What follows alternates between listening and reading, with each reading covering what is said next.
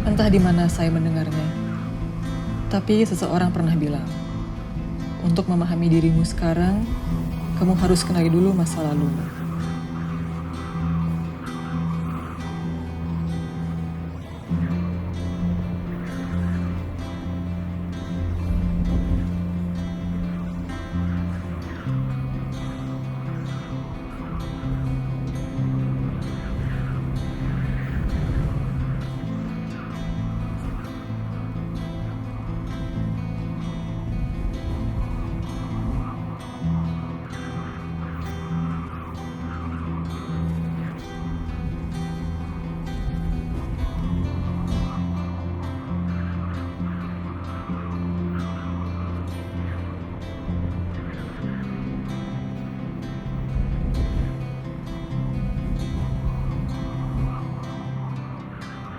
Sampai sekarang, saya selalu merasa ada satu bagian dalam hidup saya yang tidak bisa saya mengerti.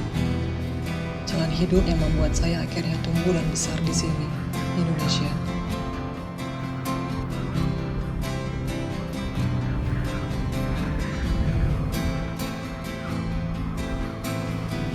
Sementara ibu pernah selintas berkata, sebenar-benarnya rumah bagi kami bukanlah di sini.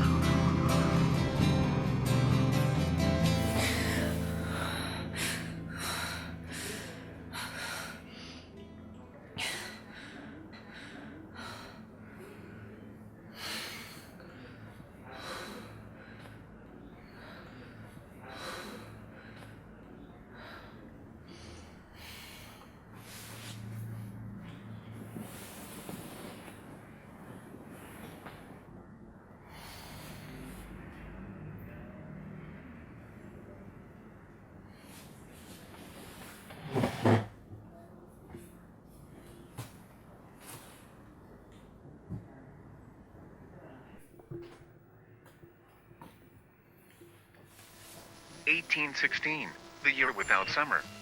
The weather was miserable and cold. And it wasn't the Canadian winter. It was the Canadian summer. Nearly 70 years would pass before the reason came to light. Rear Admiral Edward Griffiths must have been amazed. His flagship, Akbar, left the tropical warmth of Bermuda about June 1st, 1816.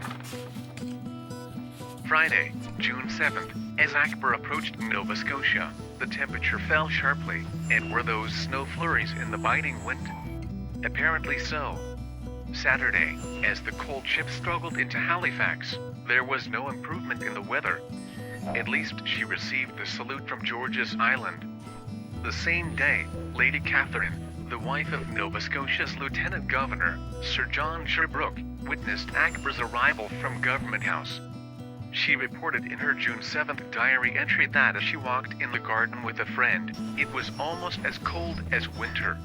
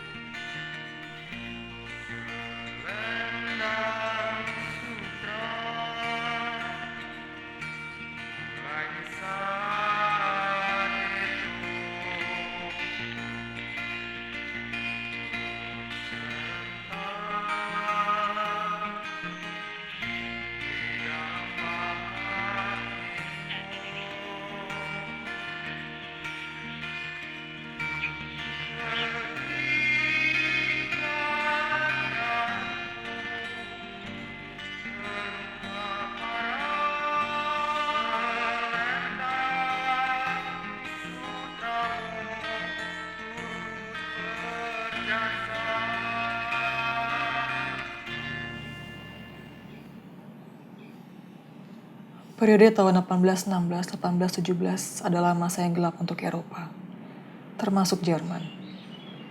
Terjadi kelaparan, perang pecah di mana-mana, membuat krisis semakin menjadi. Banyak pihak menyebutkan Di masa-masa itu, Eropa mengalami masa kelaparan terburuk sepanjang abad 19. Kawasan Eropa hingga Amerika Utara mengalami musim dingin setahun penuh tanpa musim panas.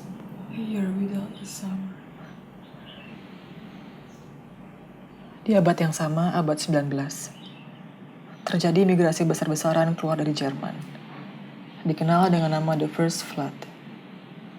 Sekitar 20.000 orang Jerman hijrah ke Amerika, sementara 15.000 orang lainnya memilih tinggal di Rusia.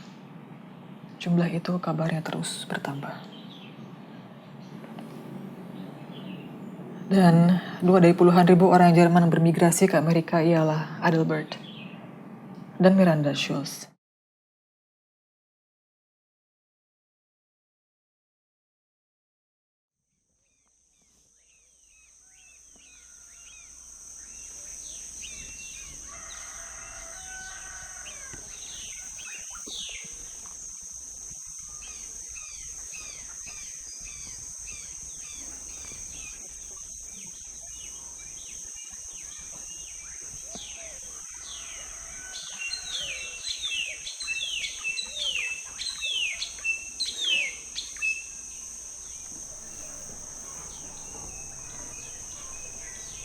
Memang, biasanya banyak orang yang singgah dulu Take sebelum ke Tambora.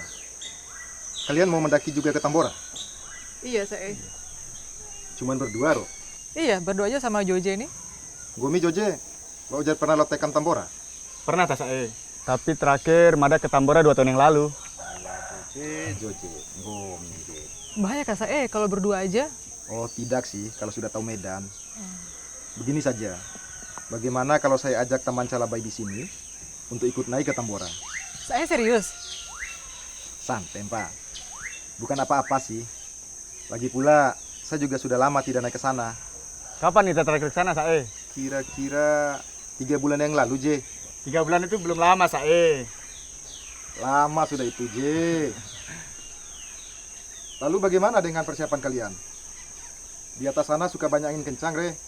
Aman sudah, Sae. Oke lah. Mari kita sarapan dulu di atas. Mari.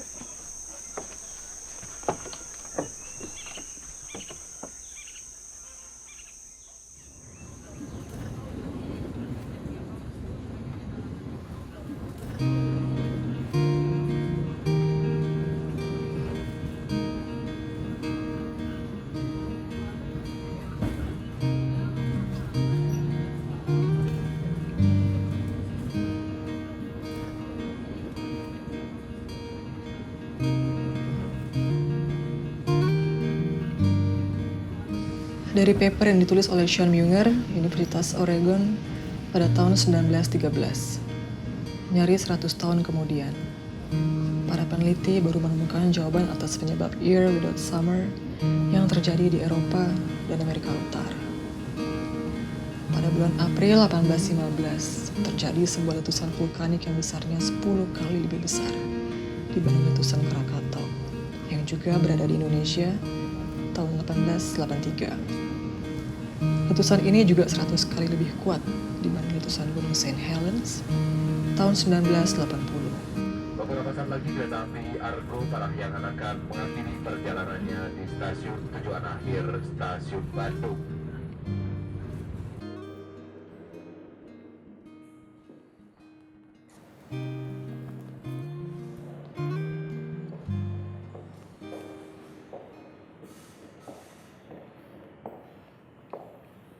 Inilah artefak yang tersisa hasil letusan Gunung Tambora yang tersimpan di museum. Pak Heriadi, Ya, saya Nadia. Heriadi. Ya. Akhirnya kita ketemu juga, Pak. Ya, informasi apa yang diperlukan? Efeknya apa tuh, Pak? Gara-gara letusan sedahsyat itu?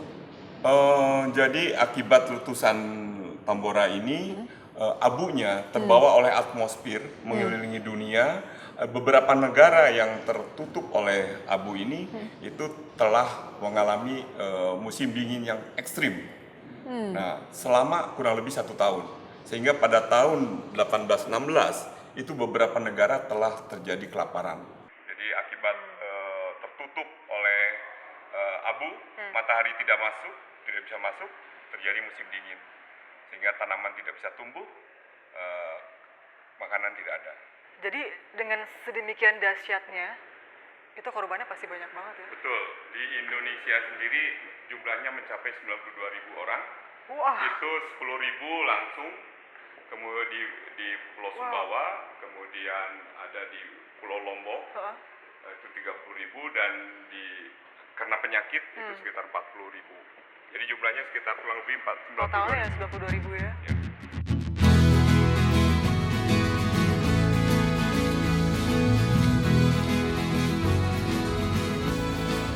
Nadia? Hey, Jose! Alay, akhirnya ketemu juga kita. Udah mau direpotin. Santai. Gimana flightnya tadi?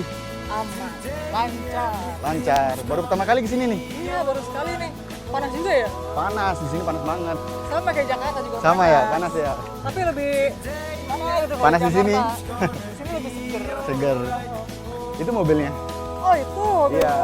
Wah, keren juga ya. Iya, di sini mobil kayak gini semua. Yuk naik.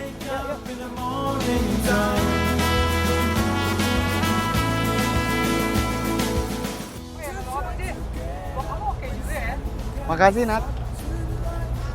Kok tahu-tahu kamu ketemu aja blog saya? Nggak sengaja sih sebenarnya.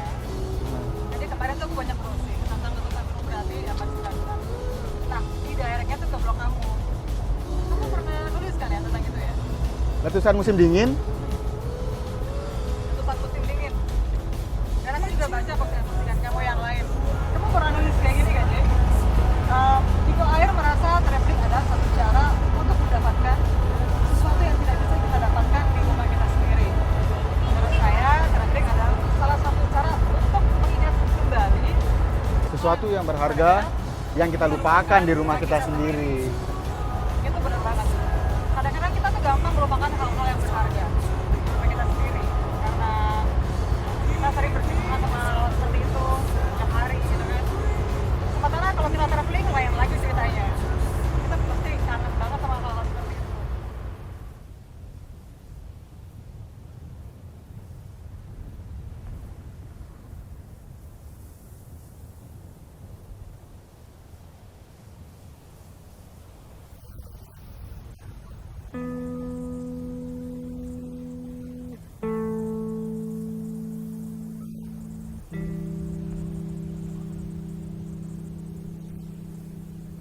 Gunung berapi ini berada di dua kabupaten, Kabupaten Dompu dan Kabupaten Bima. Gunung ini bagian dari busur Sunda, tali dari kepulauan vulkanik yang membentuk rantai selatan kepulauan Indonesia. Orang-orang bilang letusan gunung ini kedengaran seperti ledakan meriam. Terasa ke Makassar yang jaraknya 380 km. Jakarta yang jaraknya 1.260 km. Hingga Ternate yang jauhnya 1.400 km. Selain itu juga api vulkaniknya sampai ke Sulawesi lagi. Jawa, Kalimantan, sama Menurut artikel yang banyak aku baca sih memang letusannya besar banget, sampai skala 7 Vulcanic Explosivity Index. Iya, bilangnya Doma tua sih, kaki gunung itu seperti dilalap api, Cem. Puncak gunung diselimuti awan yang gelap, dan dari dalam kawah, api-api menembakkan diri keluar. Dana Bojo, Dompu, bahkan gelap gulita sampai kurang jadi seminggu.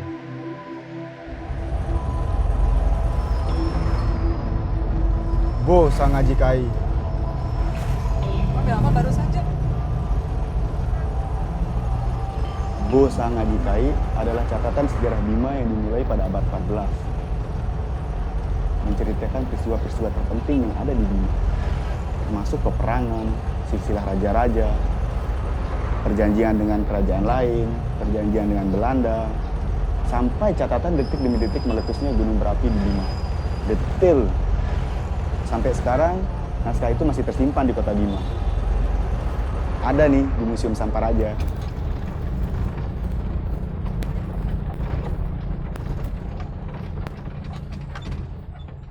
Ini rumah Ibu Hajah Siti Mariam Salahuddin Beliau ini anak dari Sultan Muhammad Salahuddin, salah satu sultan di Bima.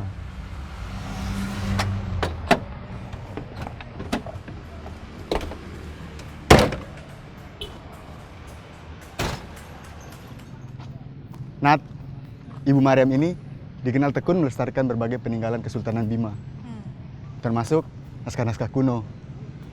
Naskah-naskah tersebut disimpan di galeri miliknya yang sudah ada sejak tahun 95. Namanya Museum Samparaja.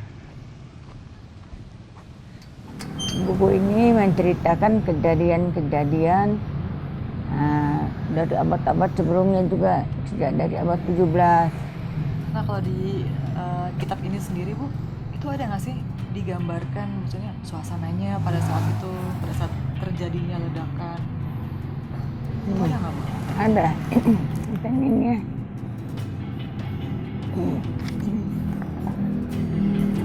Tatkala tanah Bima datang takdir Allah melakukan kudrat iradat atas hambanya, maka gelap berbalik lagi lebih daripada malam itu. Kemudian maka berbunyilah seperti bunyi meriam orang perang. Kemudian maka turun lahar segala batu dan abu seperti dituang. Lamanya 3 hari 2 malam. Setelah itu maka teranglah hari, maka melihat rumah dan tanaman sudah rusak semuanya. Demikianlah adanya, yaitu pecah Gunung Tambora. Richard Stothers dari NASA pernah menulis laporan berjudul The Great Tambora Eruption in 1815 and its Aftermath, tanggal 15 Juni 1984. Laporan soal volume abu vulkanik yang dihasilkan letusan Tambora mencatat 4 besaran volume yang bervariasi. Ada yang melaporkan 100 km kubik, 150 km kubik, 300 km kubik, bahkan 1000 km kubik. Yang manapun itu yang benar, semuanya adalah jumlah abu yang sangat banyak.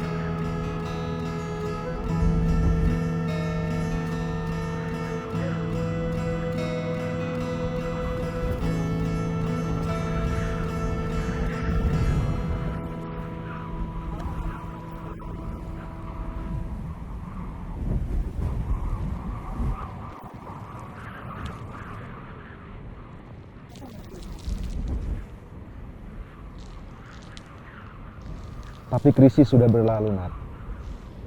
Letusan besar, hujan abu, gempa bumi, bahkan tsunami. Semua sudah lama poda terjadi. Pulau Sumbawa sudah mulai hidup kembali. Masyarakat sudah mulai bertempat tinggal kembali tahun 1907. Orang-orang sudah mulai bercocok tanam kembali tahun 1930-an. Seperti kopi di barat laut Tambora.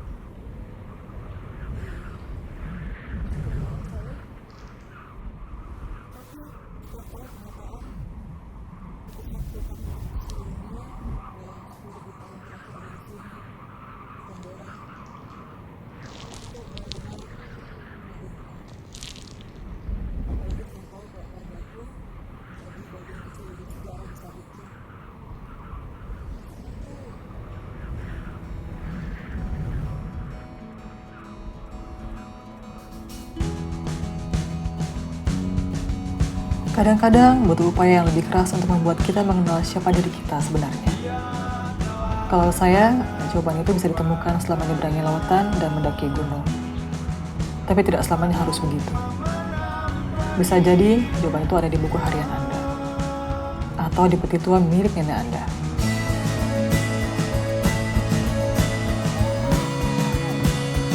Tambora!